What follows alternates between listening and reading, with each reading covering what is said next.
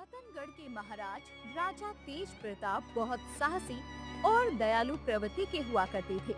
उनके राज्य में चारों ओर खुशहाली थी। एक समृद्ध राज्य के राजा होते हुए भी तेज प्रताप की कोई संतान नहीं थी, परंतु वो अपनी जनता को ही अपनी संतान के समान मानता था। किंतु महारानी शकुंतला संतान चाहती थी। महाराज, आप तो सदैव प्रजा के साथ समय बिताते हैं। क्या आपने कभी सोचा है कि मुझ पर क्या बीतती होगी? महारानी, हम जानते हैं, हमें भी दर्द है कि हमारी कोई संतान नहीं, लेकिन क्या कर सकते हैं। हमने तो सारे उपाय अपना लिए हैं, लेकिन लगता है ईश्वर को हमारा निसंतान रहना ही पसंद है। महाराज, लेकिन हमारी दासी माया ने हमें एक उपाय बताया है। क्या हम उसे अपना सकते हैं? शायद वहाँ हमारा कुछ हो जाए। हाँ ठीक है, मैं माया से बात करता हूँ। आखिर उसके पास कौन सा उपाय है? हम एक बार जरूर कोशिश करेंगे। महाराज तेज प्रताप अपने दरबार में जाते हैं और अपने मंत्री नरेंद्र को माया को बुलाने को कहते हैं। राजा के कहे अनुसार मंत्री माया के घर जाता है।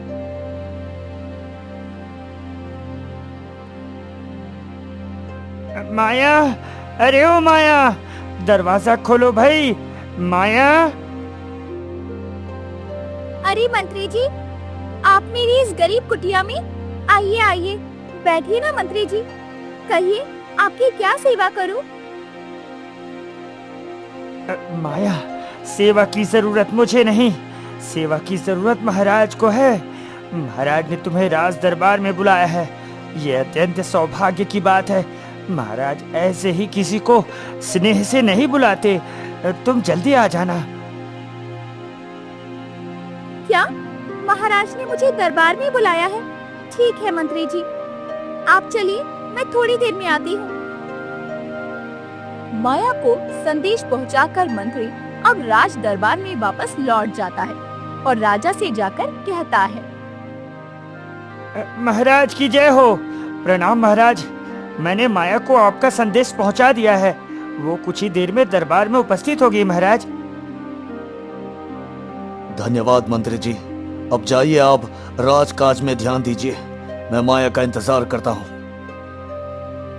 राजा के कहे अनुसार मंत्री नरेंद्र वहाँ से चला जाता है। कुछ देर बाद माया राज दरबार में उपस्थित होती है। प्रणाम महाराज। हाँ हाँ प्रणाम। आओ माया। ये तो सौभाग्य की बात है महाराज कि आपने मुझे किसी कार्य से बुलाया। कहिए महाराज, कैसी सेवा कर सकती हूँ? माया, तुम तो जानती ही हो, हमारी कोई संतान नहीं है और महारानी ने हमें बताया है कि तुम्हें इसका कोई उपाय पता है। कृपया कर मुझे उस उपाय का बखान करें, शायद इससे मेरी मदद हो जाए।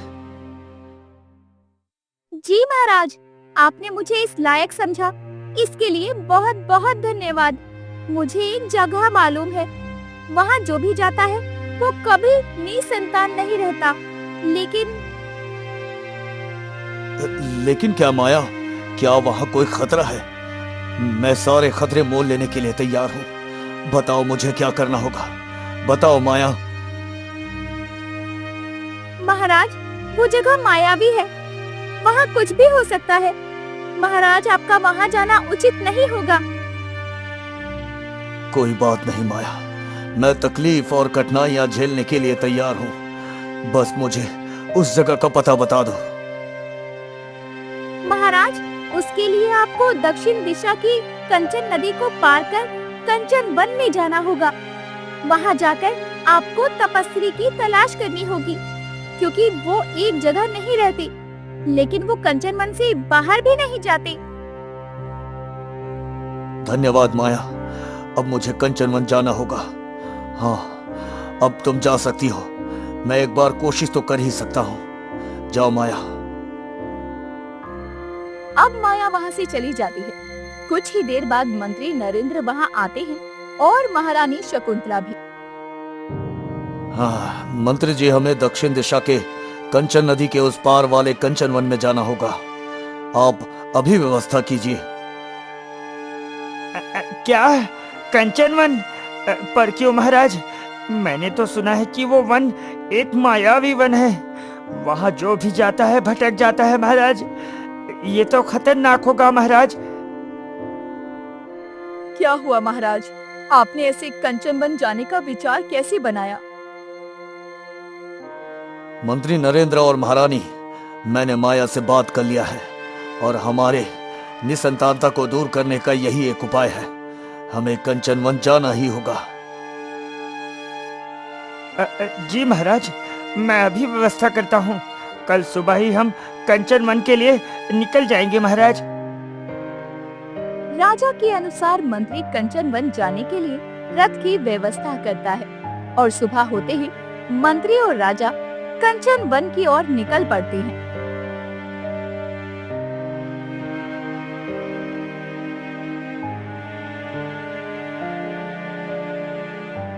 आह, आह, अरे ये रथ आगे क्यों नहीं बढ़ रहा?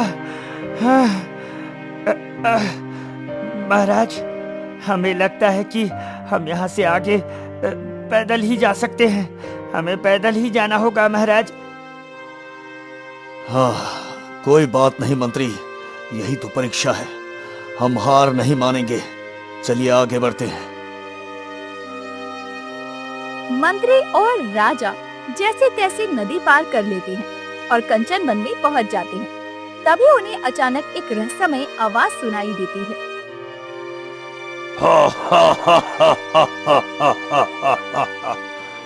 तुम्हें आगे जाने के लिए मेरे कुछ प्रश्न के उत्तर देने होंगे।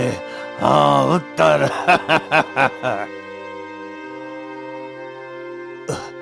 अरे अरे, ये आवाज कहाँ से आ रही है? मंत्री, ये आवाज कहाँ से आ रही है? महाराज, ये एक मायावी जंगल है। उस आवाज पर ध्यान मत दो। चलिए आगे बढ़ते हैं महाराज। जब दोनों आगे बढ़ने की कोशिश करते हैं तो जादुई पेड़ के तने दोनों को लपेट लेते हैं। अरे ये क्या? अरे छोड़ो। अरे छोड़ दो हमें। अरे ये क्या हो रहा है हमारे साथ? मंत्री, हे पेड़, हमें छोड़ दो, हमें आगे जाने दो, हमें जरूरी काम है। मेरी बातों को नजरअंदाज किया तुम दोनों ने। मैं तुम दोनों को नहीं छोड़ूंगा। जब तक तुम मेरे प्रश्न के उत्तर नहीं दोगे, मैं तुम्हें नहीं जाने दूंगा। क्या एक पेड़ बोल सकता है? ये तो सचमुच एक मायावी जंगल है। पूछो पेड़, क्या पूछना चाहते हो? ठीक है राजन, तो मेरा प्रश्न सुनो। वो क्या है जो आपके साथ हमेशा रहता है लेकिन आप उसके साथ कभी नहीं रहते? जो मेरे साथ हमेशा रहता है लेकिन मैं उसके साथ नहीं, ये कैसा प्रश्न हुआ? सोचो राजन, सोचो। दिमाग में जोर डालो, वरना मैं तुम दोनों को यही दफन कर दूंगा।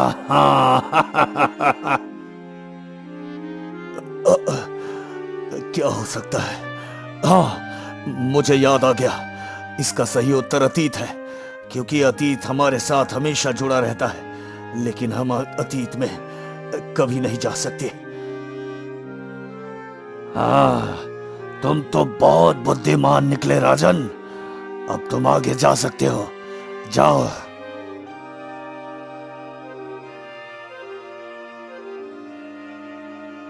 जल्दी चलिए महाराज, हमें विलंब हो रहा है। चलिए महाराज। राजा और मंत्री आगे बढ़ते हैं और साधु महाराज तक पहुंच जाते हैं, जो नदी के किनारे ध्यान लगाकर बैठे होते हैं। महाराज, लगता है कि वही साधु बाबा हैं जो वहां तप कर रहे हैं महाराज। हाँ मंत्री, चलो चलकर देखते हैं। आओ राजन आओ, मैं तुम्हारा ही इंतजार कर रहा था।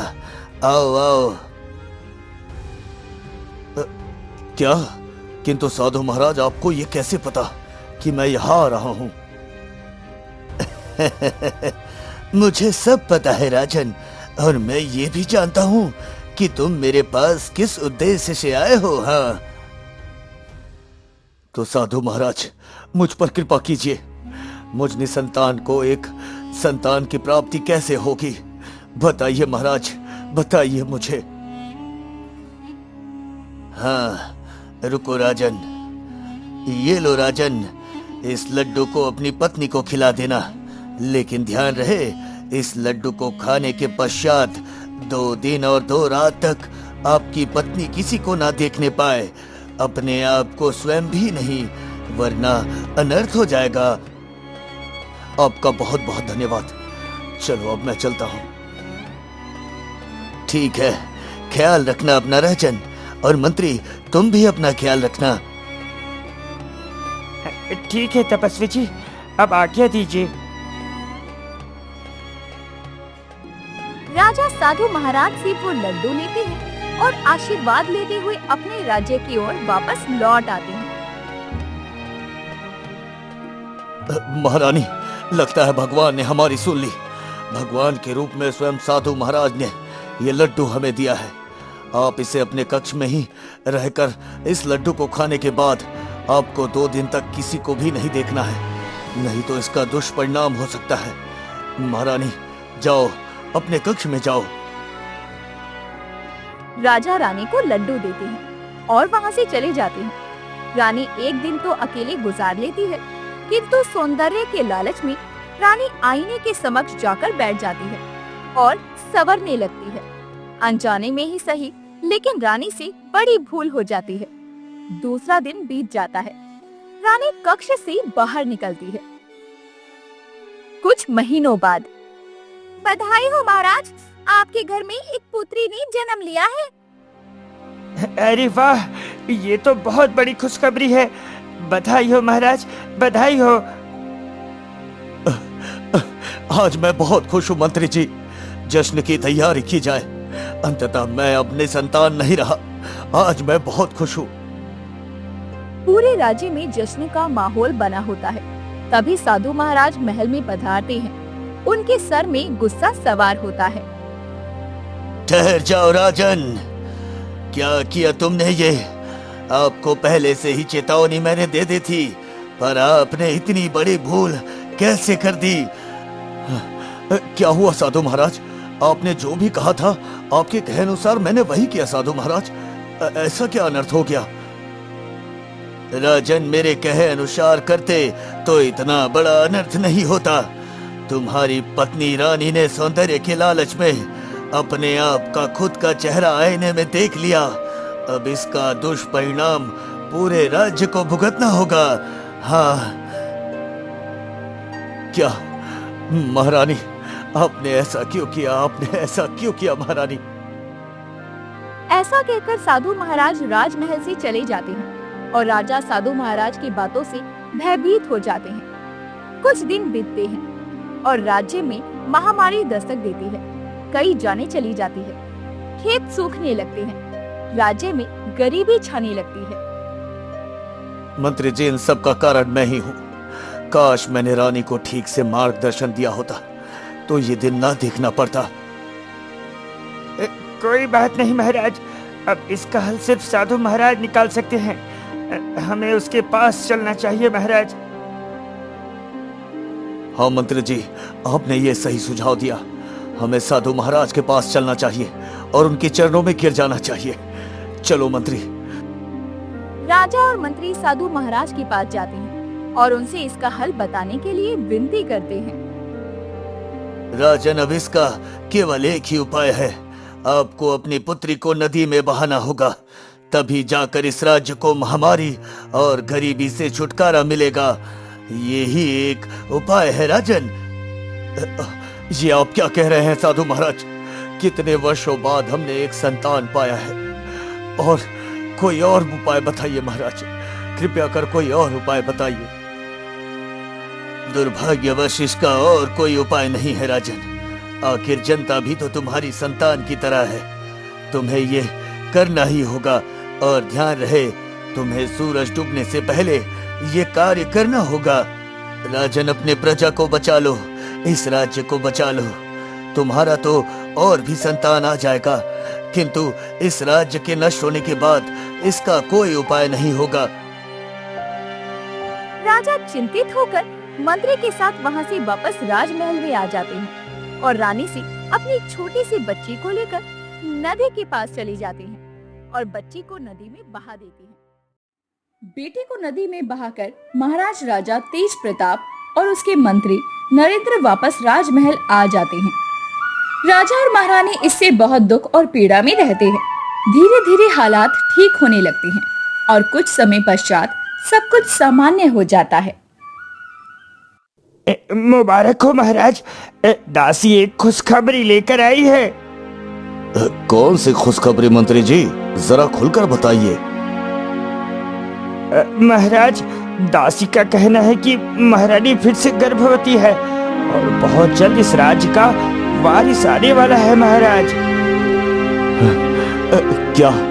ये तो सचमुच बहुत बड़ी खुशखबरी है मंत्री जी, आपने मेरा दिल खुश कर दिया। चलिए जश्न की तैयारी करो, आज मैं बहुत खुश हूँ मंत्री जी। राज्य में धूमधाम से जश्न मनाया जाता है। राजा और महारानी की जिंदगी में फिर से रौनक आ जाती है और दोनों बेहद खुश होते हैं। समय का पहिया चलता है और 9 महीने बाद घर में फिर से किलकारी गूंजती है।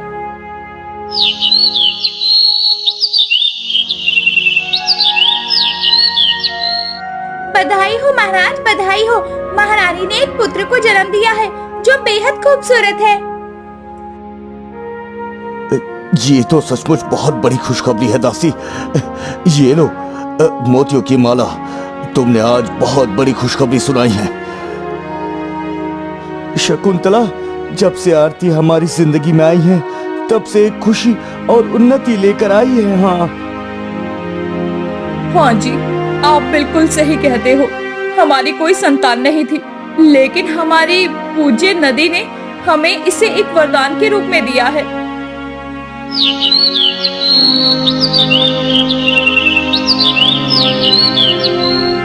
धीरे धीरे समय बीतता है और आरती बड़ी हो जाती है। वो इतनी खूबसूरत थी कि उस राज्य में कोई भी उतनी खूबसूरत नहीं रही होगी।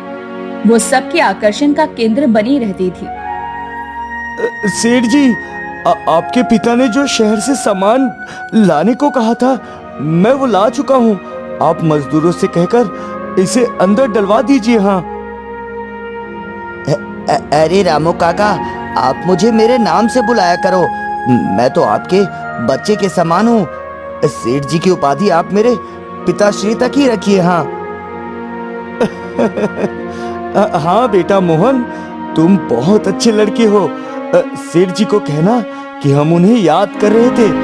ठीक है, अब मैं चलता हूँ मोहन बेटा।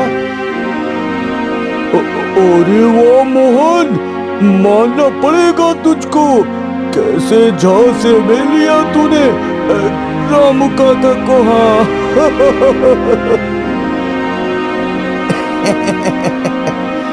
बस एक बार इसको झांसे में ले लूं, फिर इसकी सुंदर रूपवती बेटी आरती मेरी होगी। हाँ। अरे काम छोड़ो, ये सामान यहाँ कब से पड़ा है और तुम दोनों यहाँ हंसी ठिठोली कर रहे हो। चलो जाओ, उसे अंदर करो। हाँ। जी पिताजी, मैं तो बस धंधे में ध्यान दे रहा था। हाँ हाँ नामकुल, मुझे सब पता है तू किस तरह धंधे में ध्यान दे रहा है। चल अपने दोस्त के साथ जा और सामान अंदर कर। हाँ। क्या हुआ काका, आप आज इतने क्रोधित? अरे आओ बेटी, आओ आओ आरती, बैठो। क्या चाहिए तुम्हें? तुम्हारे पिताजी को मेरा धन्यवाद कहना, उसने मेरा सामान लाने में मेरी बहुत मदद की। हाँ जी काका, मैं जरूर उन्हें बताऊंगी। काका, ये कुछ सामान चाहिए था। आरती सेठ जी से सामान लेती है और अपने घर की ओर निकल पड़ती है। तभी मोहन और उसका दोस्त। अरे क्या यार, पिताजी ने तो फसीहत ही करा दी। पता नहीं आरती मेरे बारे में क्या सोचेगी। अरे कुछ नहीं दोस्त, अब तो तेरे पिताजी के मित्र आरती के पिताजी बन गए हैं। तुम्हारा लगन तो तय है, समझो। हाँ। अरे नहीं, मुझे ही कुछ करना होगा। मेरे पिता एक नंबर के खड़ूस है, खड़ूस। वो कुछ नहीं कर सकते। हाँ। राजमहल में अब राजकुमार भी बड़े हो चुके थे। वो शस्त्र विद्या में भी निपुण हो चुके थे। अरे वाह बेटे, तुम तो सचमुच निशानेबाजी में उत्तम हो। तुम्हारी ये लगन देखकर हमें बहुत प्रसन्नता होती है। जी पिताजी, धन्यवाद। लेकिन मुझे शिकार करने का मौका कब मिलेगा? पिताजी, मैं कब से व्याकुल हुआ जा रहा हूँ। बेटे थोड़ा सब्र रखो, जब तुम्हें सही गलत का समझ आ जाएगा, हम स्वयं ही तुम्हें शिकार करने के लिए लेकर चलेंगे। तभी अचानक राज्य में बहुत तेज बारिश शुरू हो जाती है। लगातार कुछ दिन बारिश होती रहती है, जिससे गांव में बाढ़ आ जाती है और सभी गांव वाले डर के मारे पलायन करने लगते हैं। नहीं, अब हम क्या करेंगे? मेरी फसल पूरी तरह से बर्बाद हो चुकी है। मेरे सर पर बहुत ज्यादा कर्ज है। अब मैं क्या करूंगा? पिताजी सब्र रखिए, समय के साथ सब ठीक हो जाएगा। नहीं बेटी, मुझे तो लगता है कि ये कोई बुरा साया है जो हमारे गांव में आया है। नहीं तो हमारे गांव में बाढ़ आना असंभव है बेटी, असंभव है। क्या तुम मेरा एक काम करोगी बेटी? बोलो। जी पिताजी कहिए, मैं आपके लिए सब कुछ कर सकती हूँ। बेटी तुम्हें साधु महाराज के पास जाना होगा, जो कि कंचन नदी के उस पार कंचन वन में है। उनकी ही कृपा से तुम हमें मिली थी। अब वही हमारी समस्या का हल कर सकते हैं। ठीक है पिताजी, जैसी आपकी आज्ञा। किंतु मैं अकेली वहां तक कैसे जा पाऊंगी? हाँ ठीक है बेटी, मैं उसके लिए मोहन से बात करता हूँ, तुम उसके साथ चले जाना।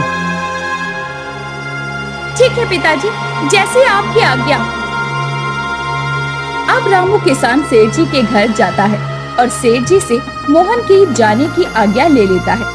मोहन जब ये बात जानता है तो वो बहुत खुश होता है, क्योंकि यही एक मौका था कि वो आरती से मित्रता कर उसका दिल जीत सके।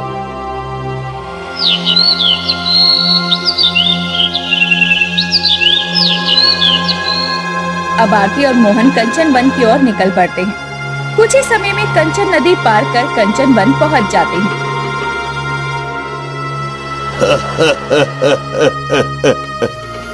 रुक जाओ, तुम्हें आगे बढ़ने से पहले मेरे एक प्रश्न का उत्तर देना होगा। रुक जाओ यही। अरे ये आवाज कहाँ से आ रही है? मुझे तो डर लग रहा है। आरती, ये आवाज कहाँ से आ रही है? आरती जब पलटकर पेड़ की ओर देखती है तो पेड़ घबरा जाता है। अरे आप मुझे माफ करिएगा देवकन्या, आप आगे जा सकते हैं। आरती के अंदर कुछ तो रहस्यमय था, जिससे पेड़ घबरा गया। अब मोहन और आरती दोनों आगे बढ़ते हैं और साधु बाबा के पास पहुंच जाते हैं। आओ देवकन्या, तुम्हारा स्वागत है, तुम्हारा स्वागत है मेरे इस कुटिया में। प्रणाम मुनिवर, मुझे पिताश्री ने आपके पास भेजा है। हाँ, हमें पता है पुत्री कि तुम किस उद्देश्य से यहाँ आई हो। रुको, मेरे पास तुम्हारे लिए कुछ है, रुको यहीं। साधु बाबा एक पर्ची लेकर आता है और उसे आरती के हाथों में थमा देता है और कहता है, बेटी, इस पर्ची में एक रहस्य छुपा है। इसे तुम तभी देखना जब तुम अपने गांव वापस पहुंच जाओगी। इसमें तुम्हारी समस्याओं का निवारण है। हाँ अवश्य मुनिवर, अब हमें आज्ञा दीजिए। रुको पुत्री आरती, मैं देव कन्या के हाथों से बना हुआ भोजन खाना चाहता हूँ। क्या तुम मुझे आज भोजन बनाकर खिलाओगी? हाँ? पर मुनिवर, मैं कोई देव कन्या नहीं हूँ। कोई बात नहीं, तुम मुझे भोजन बनाकर नहीं खिलाओगी क्या? अवश्य मुनिवर, जैसी आपकी आज्ञा। अब मोहन सूखी लकड़ियां लाने वन में चला जाता है और आरती भजन बनाने की तैयारी में जुट जाती है और साधु महाराज भोज्य पदार्थों की तलाश में वन की दूसरी ओर चले जाते हैं। तभी वहाँ चीखने की आवाज आती है। आरती दौड़ कर जाती है। दुष्ट व्यक्ति, ये तुमने क्या किया? तुमने एक साधु महात्मा पर बाण चला दिए। नहीं नहीं देवी, मैंने ये जानबूझकर नहीं किया। मैं तो उस हिरन का शिकार कर रहा था, पर अचानक हिरन यहाँ से भाग गई और तीर साधु महाराज के ऊपर जा लगी। मुझे माफ करिए देवी। रहने दो पुत्री, अब मेरा अंतिम वक्त आ चुका है। ये मेरे किए की सजा है।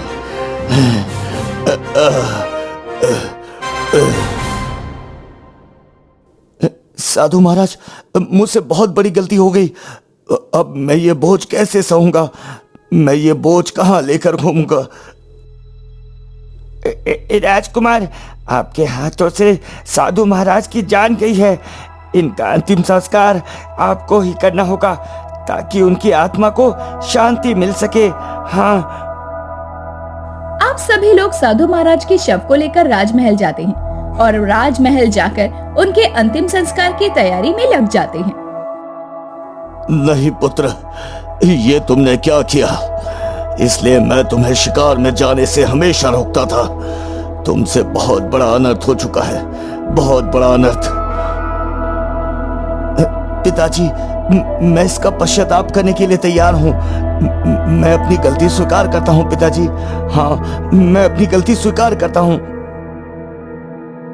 अब साधु महाराज का अंतिम संस्कार अच्छे से किया जाता है और अंतिम संस्कार करने के पश्चात सब राजमहल में राज्यसभा के लिए जाते हैं। जैसे ही राज्यसभा में आरती प्रवेश करती है, साधु महाराज की दी हुई पर्ची गिर जाती है और उड़कर राजा के पास चली जाती है। अरे ये पर्ची, ये किस चीज की है? चलो इसे बाद में देखता हूँ, पहले मुझे सभा देखने दो।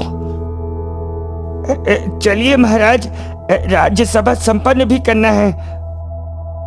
अब राजा जाकर राज्यसभा संपन्न करते हैं और सबको भोजन के लिए आग्रह करते हैं। इस वक्त राजा अपने कक्ष में जाते हैं और उस चिट्ठी को खोल कर देखते हैं। अरे, इसमें तो खुशबू साधु महाराज की आ रही है। लगता है कुछ विशेष चिट्ठी में, मुझे देखना चाहिए। महाराज, मैं जानता था कि ये चिट्ठी आप तक जरूर पहुंचेगी। ये मेरे किए का पश्चाताप है, जो कि मेरी मृत्यु आपके पुत्र के हाथों हुई।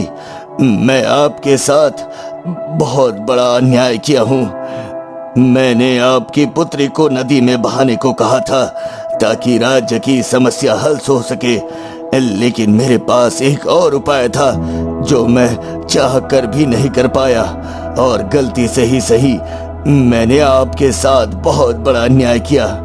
अब जब मुझे दोबारा मौका मिला है तो मैं ये अवसर गंवाना नहीं चाहता था। जब आपकी पुत्री मेरे पास चल कर आई तो मैं आपको संदेश भेजने ही वाला था, लेकिन किस मुंह से बोलता, इसलिए जानबूझकर मैं आपके पुत्र के तीर के सामने आ गया। मुझे क्षमा कीजिए महाराज। महाराज, जो युवती आपके पुत्र के साथ मेरा शव लेकर आई है वही तुम्हारी पुत्री है। वो बेहद रूपवती और गुणवती है महाराज। मेरी वजह से वो आपसे बिछड़ी हुई थी। मुझे माफ कीजिएगा महाराज, मुझे माफ कीजिएगा।